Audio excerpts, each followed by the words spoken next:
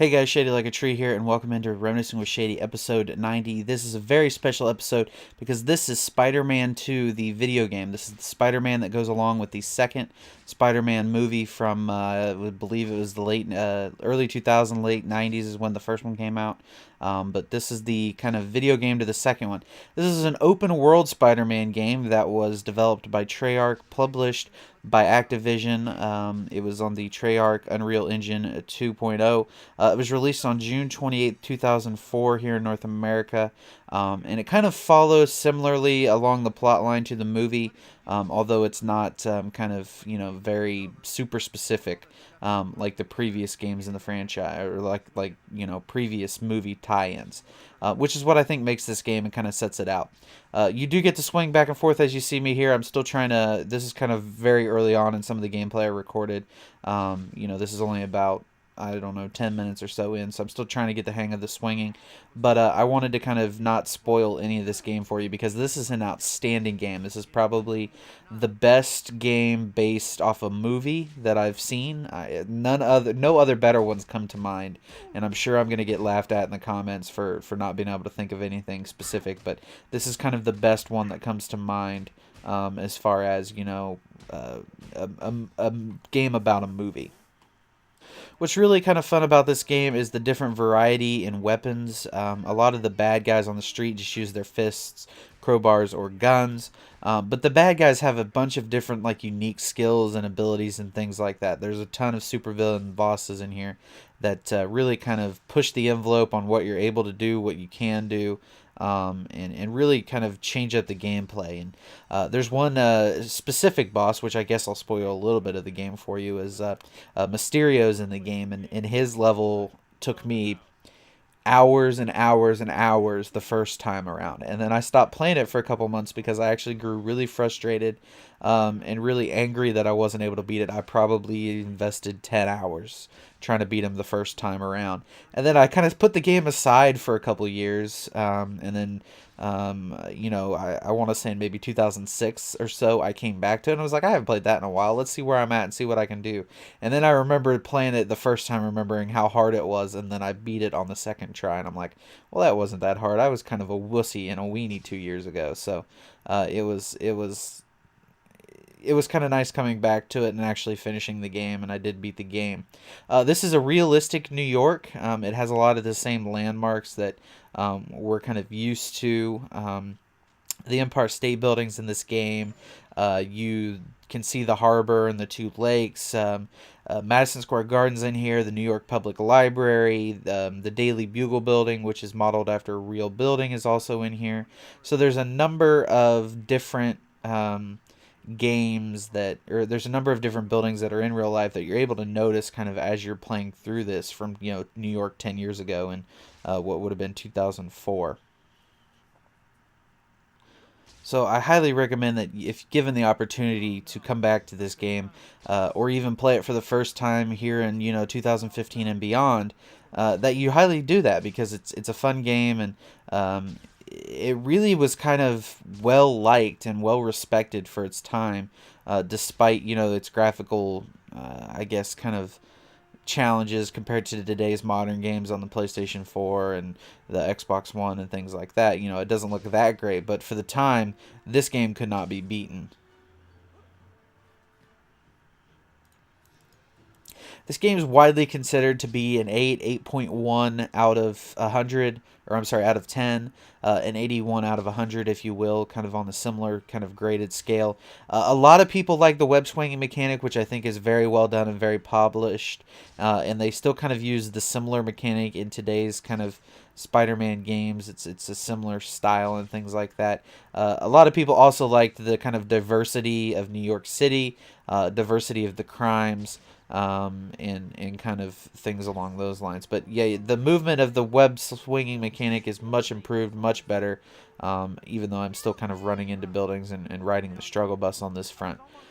But as a whole, the game was well received and kind of just receives just general praise on a lot of the new things that they brought into. As I've done previous Spider-Mans before, those weren't truly open world. In the first one, You could fall off if you fell out of the buildings. You would die from noxious gas or falling on the sidewalk or getting smashed or whatever. But in this game, you're able to kind of explore the whole world and not be limited by CPU or any sort of creativity on the game designer's part. Only some of the game was really kind of, I guess, look frowned upon, and that was that a lot of the side missions are the same. You know, you go rescue X number of people from a boat, or you go beat up X number of bad guys who have stolen the old lady's purse, or you have to chase down this car with X number of bad guys in it because they did this bad thing. So it's kind of repetitive on that front, but there's still a lot of different missions, you know, and there are a ton of extra side missions, but you know, they could have maybe not had as many, and it would have maybe not felt so repetitive. The Spider-Man 2 movie cast did voice all of the characters in this. We had Tobey Maguire as Peter Parker. We had Alfred Molina as Dr. Octavius. Kirsten Dunst as Mary Jane Watson. And then we had, you know, Josh Keaton did Harry Osborn as opposed to James Franco.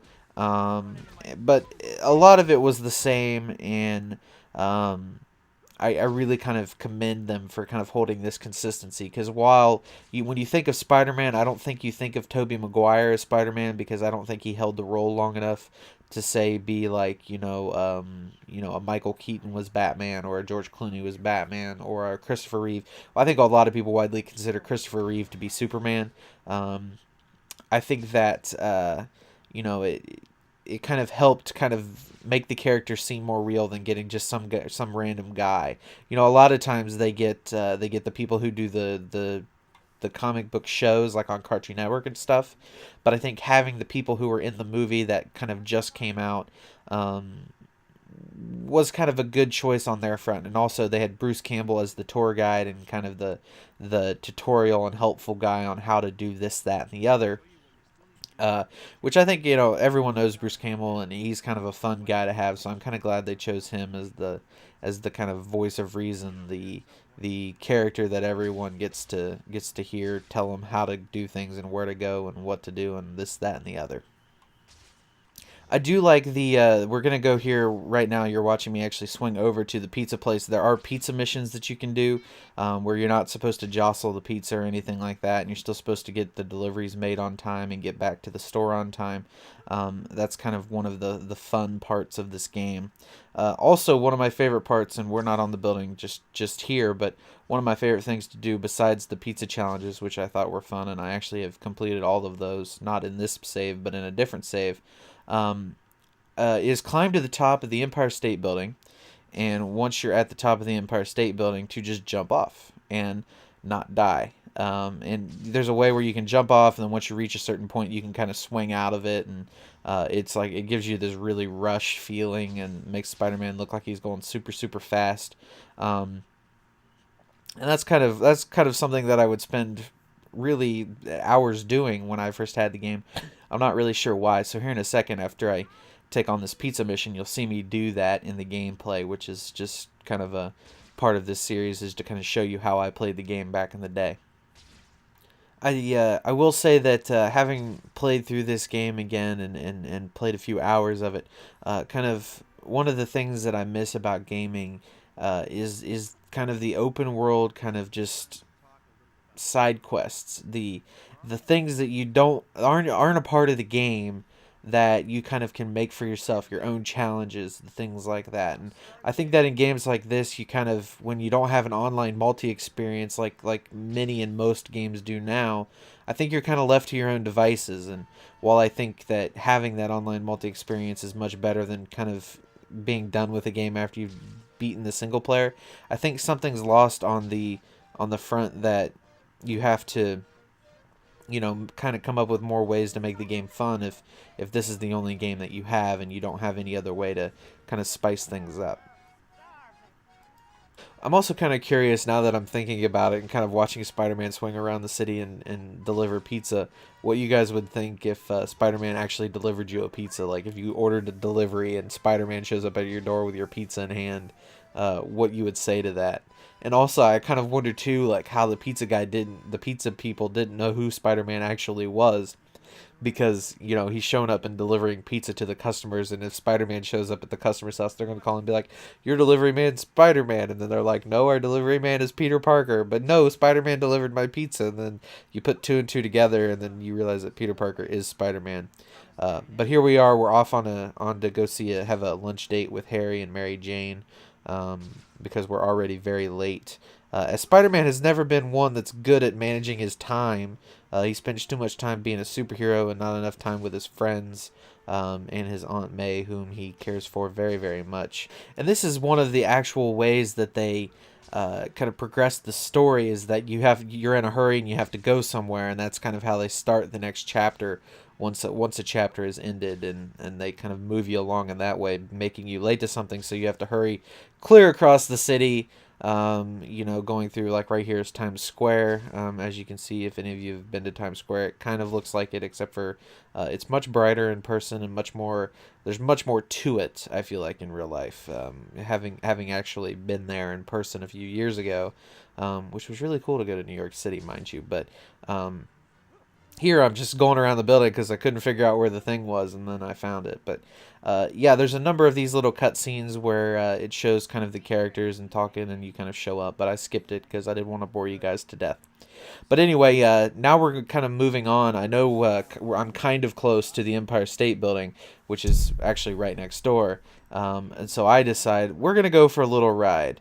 And that's exactly what we do. I decided that, you know, it would be nice to go to the Empire State Building and kind of just chill out and hang out. I did pick up one of the skyscraper coins, but I wanted to find it and get over there.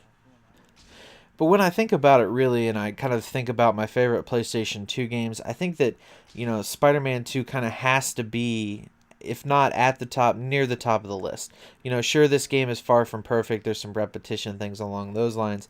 But I really can't think of too many more PlayStation 2 games that I've played longer, owned longer, or come back to than Spider-Man. I mean, you know, just thinking about the list as right there, that was kind of one of the more difficult things to deal with. Kind of just thinking about the top of the list.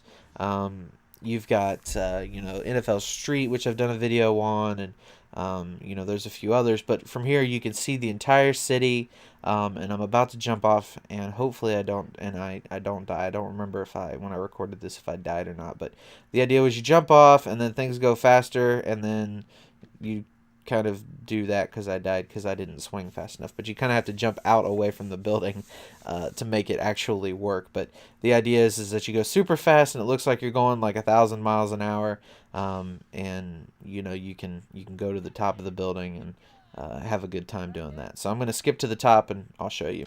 So here we are now again at the top, and this time I'm going to jump out further away from it and try to actually not die. And look at that, we made it. We made it all the way down to by the Daily Bugle. There's Jonah's window right there.